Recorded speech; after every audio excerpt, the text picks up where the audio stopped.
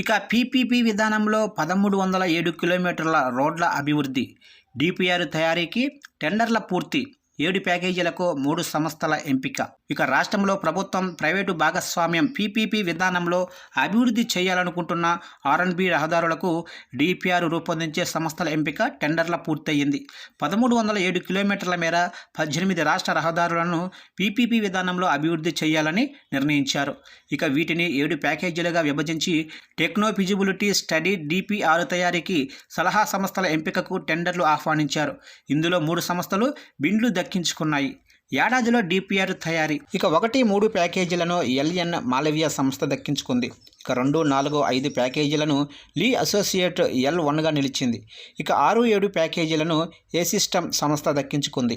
ఇక లీ అసోసియేట్స్ ప్రభుత్వం మంజూరు చేసిన విలువ కంటే ఎక్కువ మొత్తం కోట్ చేసింది.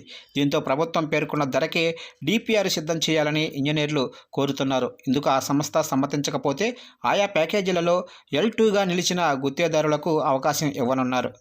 ఇక 7 ప్యాకేజీలలో డిపిఆర్ తయారీకి ప్రభుత్వం 32.69 కోట్లు మంజూరు చేసింది.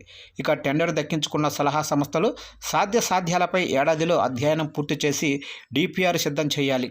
ఆయా రోడ్లపై వాహన రద్దీ ఎంత ఉంది, వీటిని ఎంత కాలానికి పీపీపీ విధానంలో గుత్తేదారులకు అప్పగించవచ్చు, టోలు వసూళ్ల ద్వారా ఎంత వచ్చే అవకాశం ఉంది, రోడ్ల అభివృద్ధికి గుత్తేదారు వెచ్చించినంత మొత్తం రాకపోతే ప్రభుత్వం వయబిలిటీ గ్యాప్ పెండింగ్ కింద ఎంత నిధులు వెచ్చించాలి తదితర వివరాలను డిపిఆర్లో పేర్కొంటారు.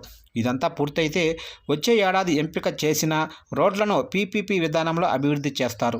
ఇక ప్యాకేజీ 1లో చిలకలపాలెం, రామభద్రాపురం టు రాయగడ రోడ్డు, ఇక విజయనగరం, పాలకొండ రోడ్డు. ఇక ప్యాకేజీ 2లో కళింగపట్నం, శ్రీకాకుళం, పార్వతీపురం రోడ్డు, ఇక భీమునిపట్నం, నర్సీపట్నం రోడ్డు. ఇక ప్యాకేజీ 3లో కాకినాడ టు జొన్నాడ రోడ్డు, అలాగనే కాకినాడ, రాజమహేంద్రవరం కెనాల్ రోడ్డు, ఏలూరు, ముదిశెట్టిపాలెం వారి రోడ్డు.